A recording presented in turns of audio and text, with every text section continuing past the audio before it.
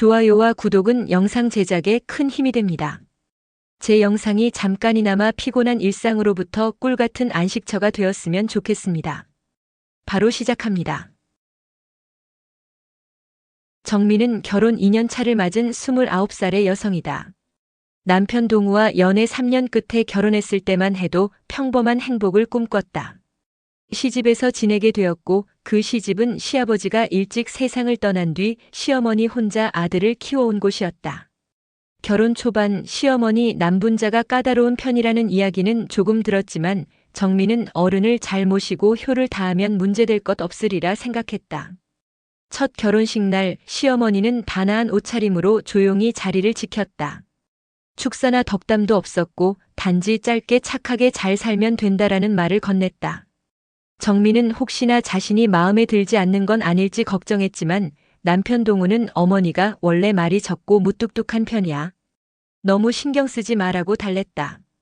정민은 그러려니 하고 흘려보냈다. 하지만 막상 시집에서 생활이 시작되면서부터 시어머니의 성격이 조금씩 선명하게 드러났다. 남편 동우는 직장일이 바빠 아침 일찍 나가 밤늦게 돌아오는 날이 많았고 시어머니와 단둘이 있는 시간이 훨씬 길었다. 정민은 시댁 살림을 맡게 되었고 시어머니가 원하는 대로 부지런히 움직였다. 식사를 준비하고 청소하고 빨래며 설거지까지 혼자 처리하는 게 당연하게 흘러갔다. 결혼하고 한 달쯤 지났을 때 시어머니는 식탁 위에서 밥을 먹다가 뜬금없이 말씀했다. 정미야, 새벽에 조금 더 일찍 일어나 보는 게 어떠니? 일찍 일어나 집안 환기도 시키고 아침상도 더 정성껏 준비하면 좋을 것 같구나. 정민은 속으로는 새벽같이 일어나 충분히 하고 있다고 생각했지만 겉으론 고개를 끄덕이며 네, 어머니. 노력하겠습니다라고 답했다. 그때부터 정민은 새벽 5시에 일어나 마당 청소, 현관 정리, 반찬 준비까지 분주하게 움직였다. 처음엔 시어머니도 수고한다라며 가끔 잘했다고 칭찬하기도 했다. 하지만 시간이 지나면서 잔소리와 지적이 부쩍 늘어났다. 국이 왜 이리 밍밍하니? 나이 먹은 사람이 이렇게 싱거우면 먹을 맛이 없다고 했잖아. 청소는 구석구석 해야지. 저기 안 보이는 틈은 왜 먼지가 그대로니? 정민은 거듭 죄송합니다라고 사과하며 다시 한 번 더 살펴보고 국간도 더 맞추는 식으로 일정을 반복했다. 하루 종일 쉴 틈이 없었다. 시어머니는 자기 일정이 따로 없어 대부분 집에 머물렀고 정미가 조금만 늦장 부려도 며느리가 나 몰라라 한다고 화를 냈다. 남편 동우는 퇴근이 늦어서 정미가 어떤 하루를 보냈는지 자세히 알지 못했다. 집에 돌아오면 지쳐 잠들기 바빴고 주말이면 잠만 늘어지게 자느라 시어머니와 아내의 갈등을 세세히 살펴볼 여유가 없었다. 어쩌다 정미가 어머니가 조금 무리한 요구를 하시는 것 같아 힘들어라고 하소연하면 동우는 우리 어머니 고집 센 건 맞지만 나쁜 분은 아니야. 조금만 더 맞춰드려라고 넘어갔다. 정민은 남편에게 문제를 털어놓아도 해결되지 않으니 더욱 답답해졌다. 결혼 2달째 되던 무렵 시어머니는 집안 곳곳에 대한 일일 점검을 한다며 먼지 하나 보이지 않도록 신경 쓰라는 식으로 닥달했다. 정미가 창문 턱 닦다가 손을 베고 피가 나도 시어머니는 피 좀 묻는다고 죽니 사니 호들갑 떨지 마. 나 때는 이 정도쯤이야라고 말하고 방으로 들어가 버렸다. 그날 밤 정민은 손에 반창고를 붙이고 울었다. 남편 동우가 놀라 무슨 일이야라며 다가왔고 정민은 나 정말 하루 종일 그분 눈치 보며 일해. 어머니가 워낙 깐깐하시고 날 싫어하는 것 같아. 나도 사람이니까 너무 서러워라고 말했다. 동우는 아내를 토닥여주며 미안해. 내가 좀 더 얘기해 볼게. 어머니가 혼자 사셨던 세월이 길어서 그렇지 마음은 착한 분이야라고 대답했다. 정민은 정말 그런 거 맞을까? 라며 속으로 회의감을 지울 수 없었다. 시어머니는 점점 더 집안 살림을 며느리에게 떠넘겼다. 공동구매 물건들을 대량으로 사와 정미가 홀로 들고 옮기게 했고 점심 반찬이며 저녁 찬거리며 모두 정미가 밖에서 장봐 오도록 요구했다. 시어머니 자신은 관절 안 좋아라며 마트 한 번 가는 것도 꺼렸다. 하지만 정미가 보기엔 시어머니가 밖에 산책하러 나갈 땐 멀쩡히 잘 걷고 잘 돌아다녔다. 정미는 그 모순에 화가 났으나 차마 지적은 못했다. 어느 무더운 여름날 시어머니가 기습적으로 친구들이 온다. 음식 다양하게 준비해라라고 지시했다. 정민은 냉장고 사정을 살펴보니 재료가 부족해 장을 봐야 했고 시어머니는 점심 전에 모든 음식이 완벽히 차려져 있어야 한다. 손님 앞에서 우리 집이 대충 사는 곳이라고 비치면 안 된다며 엄포를 놓았다. 정민은 달리는 차를 잡아 타고 시장에 다녀오면서 땀에 흠뻑 젖었다. 집에 돌아와 야채 씻고 튀김 반죽하면서 숨이 턱턱 막혔다. 시어머니는 부엌에 슬쩍 들어와 속도 좀 내라. 가는 제대로 하고 맛없으면 곤란해라며 분 단위로 재촉했다. 정민은 손이 떨릴 만큼 바빴고 결국 화상을 입었다. 끓는 기름이 튀어 팔에 뜨거운 상처가 생겼다. 시어머니는 그를 보고 병원 갈 시간 있어? 손님 오기 전에 마무리부터 해. 라고 차갑게 말했다.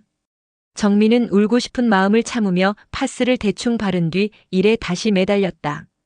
시어머니 친구들이 와서 식사를 즐기는 동안 정민은 부엌과 거실을 오가며 계속 추가 음식을 내놨다. 시어머니가 친구들과 대화를 나누며 우리 며느리가 고생 많이 한다. 요즘 애들이 이런 정도로 할 줄 몰랐는데 다행이다라고 한마디 하자 친구들은 정말 부지런하네라고 칭찬했다. 하지만 정미가 음식을 간 보고 나오는 장면에서 시어머니는 여전히 곁눈질로 좀 더 맛을 살리면 좋았을 텐데라고 투덜댔다. 한참 뒤 손님들이 돌아가고 지친 정미가 식탁에 주저앉아 숨을 고르는 순간 시어머니가 잔반은 왜 이렇게 많이 남았어? 앞으로는 양 조절을 제대로 해야지. 재료가 아깝다라고 핀잔을 줬다. 정미는 더 이상 말도 하기 싫어 고개만 숙였다. 남편 동우가 그날 퇴근 후 집에 들어와 아내가 녹초가 된 채 앉아있는 모습을 보고 무슨 일이야? 라고 물었지만 시어머니가 손님 대접한 뒤 설거지도 안 끝냈다. 이런 것도 못하고 늘어져 있으면 어떡하니라고 꾸짖어 동우의 입을 막았다. 정민은 붕대를 감은 팔을 동우에게 보여주며 끓는 기름이 튀어서 화상 입었어. 어머니가 손님 맞이하라고 해서라고 힘겹게 얘기했다. 동우는 깜짝 놀라 당신 병원은 갔어? 하고 물었고 정미가 어머니가 나중에 가라고 했어 라고 답하자 동우는 시어머니를 바라봤다. 시어머니는 그까짓 화상쯤 가지고 호들갑인가.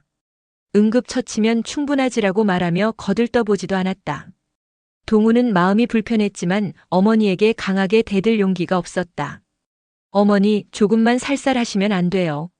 정미가 많이 아픈 것 같은데 라고 나지막이 말했으나 시어머니는 내가 내 입장이 돼봐라. 난 혼자 너 키우며 평생 고생했다라고 감정적으로 맞받았다. 정미는 더 이상 버틸 수 없다고 느꼈다. 자기 남편조차 자기 편을 들어주지 못하고 시어머니 말에 눌려 길을 펴지 못했다. 결국 다음 날 아침 정미가 저 오늘 병원 다녀올게요. 며칠은 쉬어야 할지도 모른다고라고 얘기하자 시어머니는 설마 입원이라도 하겠다는 건 아니지? 너 편히 쉬는 동안 누가 집안일을 해? 나는 허리 아파서 못해라고 강하게 반발했다. 정미가 가만히 서 있자 시어머니는 한술 더 떠 가정주부가 집안일도 못하면 밥값은 도대체 어떻게 하려나라고 비꼬았다. 그 말에 정미는 거실 중앙에서 폭발적으로 울음을 쏟아냈다. 저는 사람이에요, 어머니. 사람이라고요. 아프면 쉴 권리도 필요하고 이렇게 종일 일만 하다간 쓰러져요. 시어머니는 그럼 차라리 친정 가 있든지. 넌 내 집에서 며느리로 살아갈 자격 없어 보이니라며 극단적 말을 했다. 남편 동우가 달려와 어머니 왜 그런 말씀까지 해요? 라고 말했지만 시어머니는 그러면 내가 집안일 다 할 거냐? 며느리가 쓸모가 없으면 같이 살 이유가 없지라고 흥분했다. 정미는 고개를 떨구며 혼잣말처럼 그래요. 제가 이 집에서 나가겠습니다라고 내뱉었다. 시어머니는 잠시 당황한 표정을 지었지만 곧 다시 얼굴을 굳히고 그래. 가거든 절대 다시 돌아오지 말아라고 매정하게 대응했다. 동우가 여보 왜 그렇게까지 해? 잠깐 화나는 대로 말하면 안 되지라고 잡으려 했지만 정미는 남편 손을 뿌리쳤다. 당신이 날 붙잡아 줄 거라 생각했어. 어머니가 아무리 힘들게 해도 남편이 보호해 줄 거라 믿었는데 매번 회피만 했잖아. 난 더는 못 견뎌. 정미는 말하고 눈물을 삼켰다. 시어머니는 나가려는 정미를 막지는 않았고 팔짱 끼고 가봐라. 내가 없는 집이 차라리 편하겠다라고 말했다. 정미는 방으로 들어가 트렁크에 옷가지를 쑤셔 넣으며 흐느꼈다. 결혼식 때 모두가 축복해주던 모습이 머리를 스쳐 지나갔고 남편과 시어머니와 함께 행복하게 산다는 미래가 무너지는 소리가 들리는 것 같았다. 그래도 이대로 살면 정말 정신이 무너질 것 같아 도망치듯 시집을 떠날 수밖에 없었다. 집 문 앞에서 동우가 마지막으로 나도 어쩔 수 없었어. 어머니가 워낙 완강해서라고 변명하자 정민은 당신이 내 편 한 번만 제대로 들어줬으면 달라졌을지도 몰라. 안녕이라고 말한 뒤 문을 세게 닫고 나왔다. 시어머니는 거실에서 한숨을 쉬며 별 이상한 며느리를 봤나라고 중얼거렸고 동우는 아무 말도 하지 못했다. 그날 저녁 정민은 부모님이 안 계신 탓에 갈 곳이 마땅치 않아 잠시 친구 집에 신세를 지며 머릿속이 복잡했다. 이혼을 해야 할까, 남편이 나중에라도 태도를 바꿀까. 하지만 오래 고민할 필요 없이 결론은 명확해졌다. 시어머니는 바뀌지 않을 것이고 남편도 적극적으로 자신을 도와줄 생각이 전혀 없었다. 결혼 생활 내내 시어머니의 노예가 될 수는 없었다. 정민은 변호사를 만나 이혼 절차를 물어보고 남편과 긴 통화를 하며 나에게 더는 미련이 없고 시댁에 돌아갈 마음도 전혀 없다. 결혼식 때 맺은 서약이 무의미해진 이상 법적으로 깨끗이 정리하자고 통보했다. 남편은 미적거렸지만 결국 시어머니가 차라리 그렇게 끝내라고 독촉해 합의 이혼으로 진행됐다. 정민은 재산 분할도 크게 받지 못했지만 그 집에서 벗어나는 것만으로도 해방이라는 생각이었다. 시어머니는 주변 사람들에게 며느리가 버릇이 없고 나가떨어졌다고 말하며 정미를 욕했다. 하지만 그 이야기를 전해 들은 친척들이나 이웃들은 며느리를 너무 쥐어짰나 보네. 그렇게 시집살이가 심하면 누가 버티겠어라며 달리 시어머니를 탓했다. 남편 동우는 이혼 후 어머니와 함께 살며 다른 여자와 결혼 안 하냐라는 권유도 받았으나 마음이 복잡해 당분간 결혼 얘기를 꺼내지 못했다. 집안 분위기는 더욱 쓸쓸해졌다. 정민은 몇 달 뒤 자그마한 월세방에 거처를 마련했다. 회사 업무에 집중하며 스스로 살아가는 법을 익혔다. 마트에서 장볼 때마다 갑자기 저럴 때 시어머니였으면 벌써 뭐라 했겠지 같은 생각이 불쑥 떠올라 가슴이 시렸다. 그래도 시간이 흐르면서 자신이 조금씩 자유로워지는 걸 깨달았다.